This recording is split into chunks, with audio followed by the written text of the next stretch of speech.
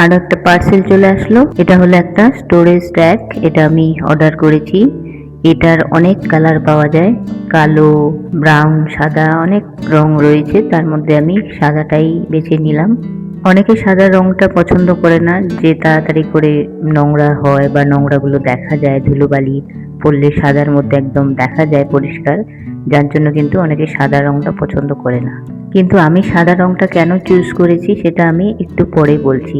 আর এই যে এখানে লাঠির মতো রয়েছে আর চারটা চাকাও রয়েছে, এগুলো আমি ফটাফট করে সেট করে নিচ্ছি। আর এটাকে সেট আপ করা খুবই সহজ, কারণ প্রত্যেকটার মধ্যে হোল রয়েছে, ফুটো রয়েছে। লাঠিগুলো সেই ফুটোর মধ্যে ঢুকিয়ে দিলেই হয়ে গেল, ব্যাস। আর এখন আমি বাস্কেটগুলো উল্টো করে রেখেছি দেখানোর জন্য যে চাকাটা কিভাবে সেট করতে হবে। একইভাবে এখানে হোল রয়েছে চারটা, এই চারটা হোলের মধ্যে চারটা চাকা জাস্ট লাগিয়ে দিলেই হয়ে গেল।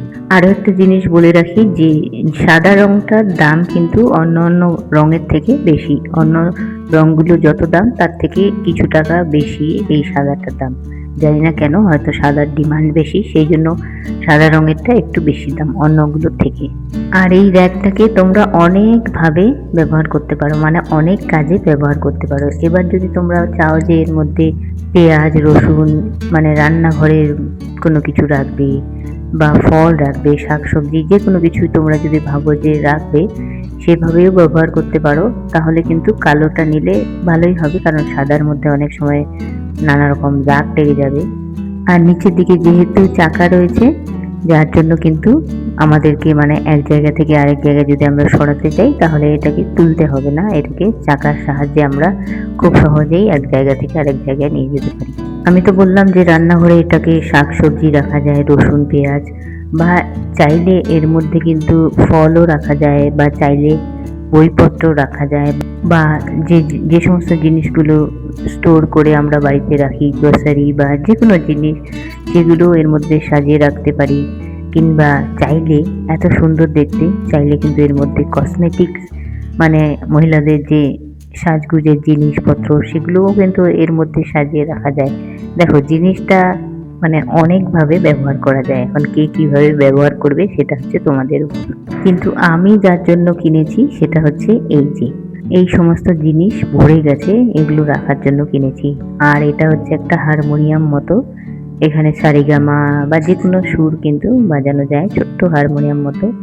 আর এখানে রয়েছে সব Hulk, Superman, Batman, iron man, আরও এখানে একটা ব্যাটম্যান, অনেকগুলো রয়েছে।